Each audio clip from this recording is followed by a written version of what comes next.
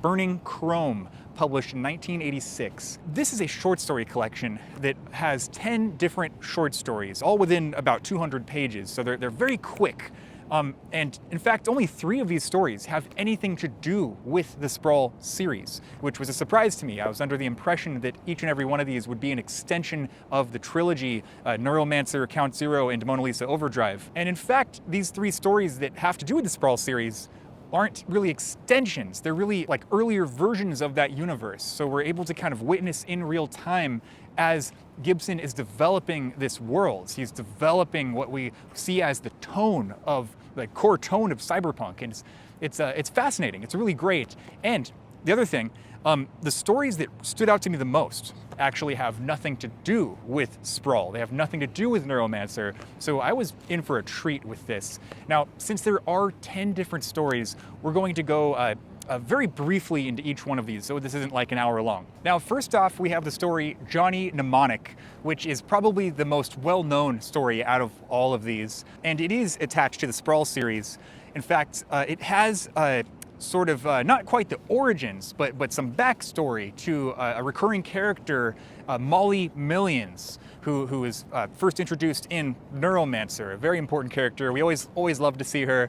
And my favorite thing about this story was how it featured a cyborg war dolphin addicted to smack. Now, while that first story was like seeing Gibson find his voice in real time, we have a completely different tone to explore here with the second story called The Gernsback Continuum. Now, this is a very weird story. It takes like the confusion that you must have felt on your first reading of any of his work, like Neuromancer, and ups that to 11. So this is about a photographer who is having these progressively intense hallucinations of this retro-futuristic world. So like something like someone in the 1950s would have envisioned as the future, this stereotypical future. Does he want to live in that retro-futuristic world, or would he rather live in the real world? And apparently this hallucination is caused by, or perhaps caused by a dream of the public, like just the collective consciousness of the public creating this hallucination that he's having. It was very strange. I had no idea what the hell I was reading, but I was enthralled anyway. That's how Gibson works. For the next story, he lets up a little bit, but it's still a little confusing. It's still a little bit difficult. Fragments of a Hologram Rose is about a guy using these things called ASP machines to sort of experience old memories, or like really like emulate old experiences. And he even has certain objects that allow him to experience things from the eyes of his ex-girlfriend. And throughout this story, he's dealing with this breakup. He's dealing with this, he's got this heartache. But at this point, I was thinking to myself, God, it was tough initially getting into Neuromancer. It took a while to kind of like lock into his tempo and to start figuring out what the hell is going on. And with these stories, it's the same thing, but they're so short that the cycle is repeated really quickly. So like, it feels like your consciousness is being poured from one plastic cup into another as soon as you start getting comfortable. But things actually get a lot easier with the next story, which that's not to say that this isn't the biggest shift in tone so far with anything I've ever read of his. This one is called The Belonging Kind. And it's sort of an allegory on alcoholism, or people who have such dedication to their nightlife that it completely swallows their real life. Now, this also has some horror vibes, which really surprised me. It's about this guy. I think he's a teacher. He's like a college professor who's out drinking at a bar that he likes to go to pretty frequently. And he sees this girl who he's at first he thinks he's like physically attracted to, and as he's speaking to her, he has like this way of because he's very educated, he has a way of sort of like conveying different channels of himself. So he's able to sort of alter the way he speaks to see if, oh, maybe this works or maybe that works. And he's really surprised. He's caught by surprise when she does the same thing, but perfectly. She's able to completely capture the tone that he was trying to send to her and send it right back to him, but like 100% perfect, to the point where it seems a little inhuman. It seems almost like robotic or something. And since this is Gibson, you assume that, oh, this must be some sort of like cyborg shit going on, but it's not.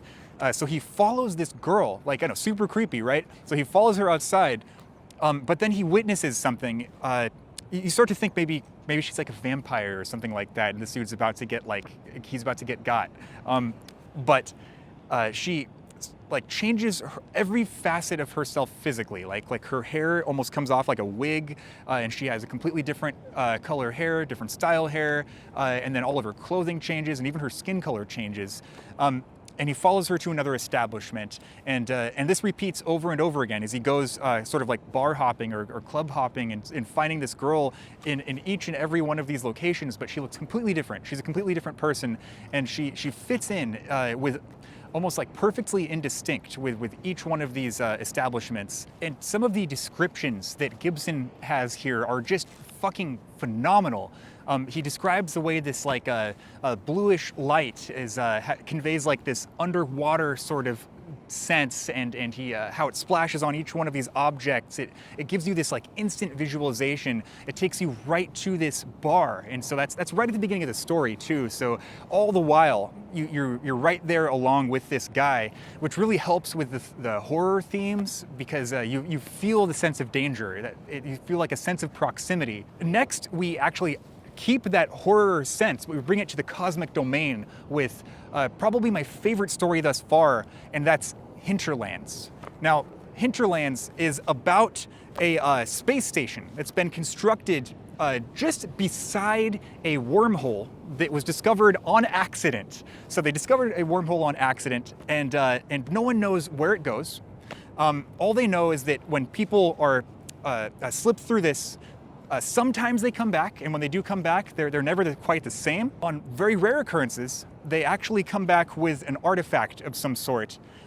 They don't know where any of these things come from. All of the people who come back either end up ending their own life, or they're just completely insane and are incapable of speech. And our protagonist is on this space station, and his purpose, his job here, is to comfort people who return from this wormhole. They race up to their spaceship after it somehow blips back, and they do whatever they can to keep these people alive, keep them from hurting themselves. And 99% of the time, they fail with this, and they employ absolutely every means you could think of. I love the encroaching terror here. I loved the humor that was also slipped in somehow. It does not seem like a very humorous subject, does it? But somehow, some way or another, Gibson finds a way. There's one last thing I wanted to say about this story, and that's Gibson's analogy of how the people on this space station and the people who go through this wormhole are like flies in an airport,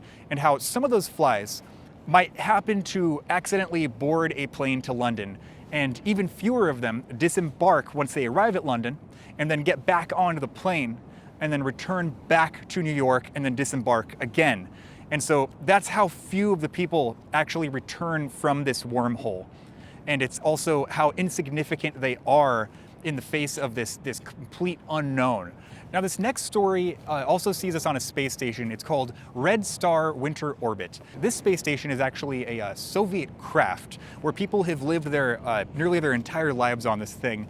And this is set in a perceived future when the Soviets were still around and when the Cold War was still occurring. And so there are factories already set up on Mars and the moon, and men have been to Mars, but this is actually the only spacecraft that is manned by humans. All other things are manned by like artificial intelligence, and this is sort of like an outdated thing. We're seeing like this craft being slowly shut down by the Soviets. You have some people who want to stay on this thing because it's where their entire career lies. As soon as they're off, they have literally no leg to stand on. They have nowhere else to go. They can't really pivot.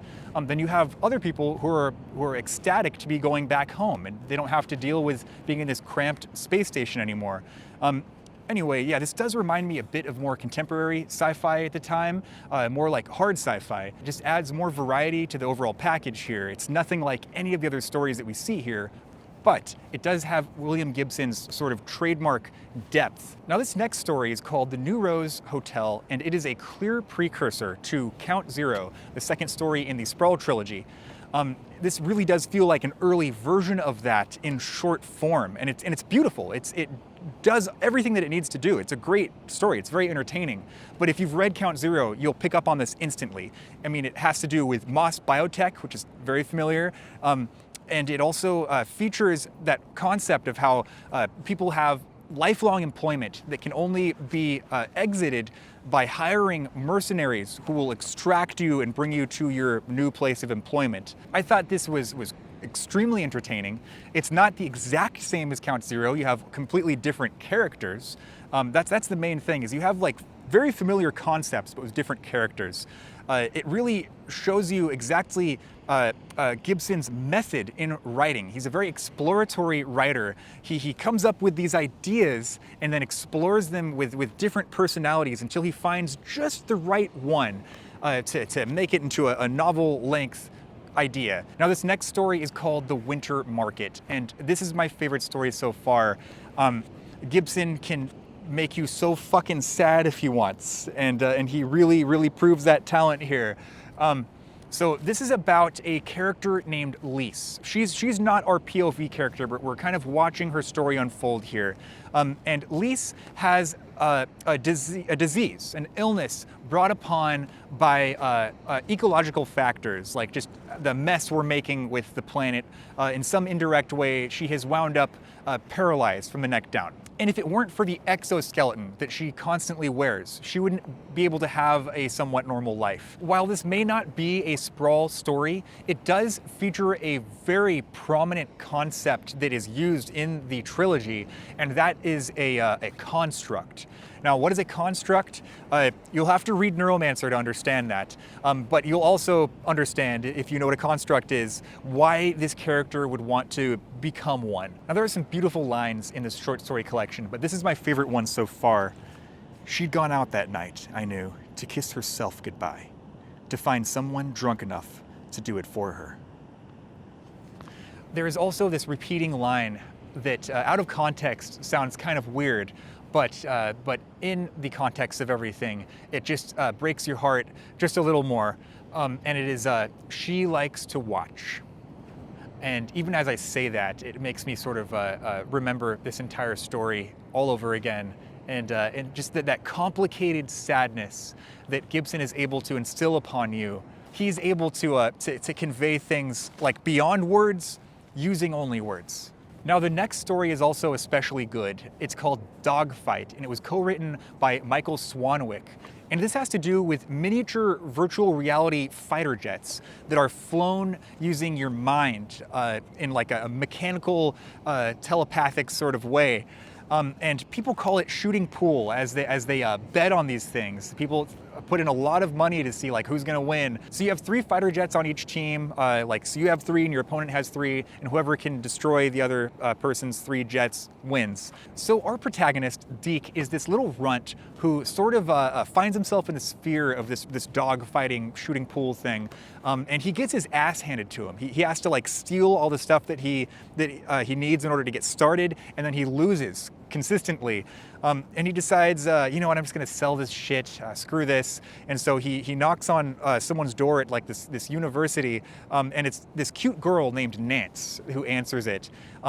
And he immediately hits it off with her, and it turns out she's like a great programmer, so she's able to actually like increase his capabilities software-wise, so he's able to actually win a couple of times at this thing. Now, Nance has what is called a brain lock, and what that means is that she has sort of like a software influencing her mind, and this particular software was implanted by her parents. And after being installed, if any boy comes up to her and is in like close proximity, like even like somewhat near her, she goes full panic mode. She feels an intense amount of pain, and it's essentially like a seizure of sorts. So she screams and like runs away from him as soon as he decides to like hold her hand, and it's frustrating at first because they really hit it off. They have this sort of natural chemistry, and she wants to be closer to Deke. And so they end up kind of hanging out each and every day, working on this thing together. But she eventually says something that kind of throws Deke off. She says that she wants to be as promiscuous as possible as soon as this thing is uninstalled. All this time, Deke was kind of thinking like, kind of having daydreams of like, oh, maybe we'll be like a couple or something. And that's not to say that Nance is a bad person or anything. This has a lot to do with like, it's a great analogy for overly restrictive parenting, where if you restrict someone from something too aggressively, it oftentimes has like the reverse effect. It kind of gives something a value that otherwise would have had no value, something they wouldn't have done otherwise that now they're doing like full force. So Deke ends up being like not that great of a guy. I'm not going to tell you why, because I want you to sort of be surprised by just the depths that occur here and the other analogy that takes place that I'm just not even going to reference right now. This story goes to some surprisingly dark places. There's one act committed in particular that really caught me off guard. But really, like victory is hollow when you're the only one there to appreciate it. It's a very hollow thing. Also, obsession with competition, like obsessive competition, can lead someone to devalue all of what they have in life to get that one thing that they want right at that moment. Their tunnel vision can destroy every other aspect of their life. And you know, that reminds me a lot of Jack from a novel called Lethal Circuit, which is my debut science fiction novel. You can get with the link right down below. That was an efficient plug, wasn't it? So anyway, let's move on to the next story here, which is the last story, the titular Burning Chrome, and our final addition to the Sprawl series we'll go over on this channel. And this one is very familiar, has some very familiar concepts. Once again, very different characters than we're used to. I found this to be the most enjoyable out of the three Sprawl titles here. But yeah, once again, this is very much a precursor to, I don't know if it's Count Zero or Mona Lisa Overdrive or Neuromancer, but this has some very, very familiar concepts like dollhouses, intrusion countermeasure electronics, also known as ICE, and burning chrome. The reason why the story is titled that is for a purpose. It's not just because it sounds fucking awesome, which it does, but it also has to do with stealing from someone named Chrome. They're burning her, and burning essentially means stealing, but through the act of stealing, it's also this incredibly violent thing when it's done through cyberspace, when it's done through the Matrix. So this really feels probably like the most similar thing in the Sprawl series to Neuromancer. So if you really love Neuromancer and you've tried reading Count Zero and you're just like, nah, I'd say just read this and you'll be happy. But I'm gonna say, I think that all of these short stories are like total optional content, but the trilogy, just push through it. You're gonna love it. If there's any chance you haven't read those 3 books, please just give them a read. Now would be the perfect time. And if you've watched this series of videos, thank you so much for sticking around. I really appreciate you guys. I'm definitely gonna go into more of Gibson's work, but as of now, that's everything of the Neuromancer / Sprawl series.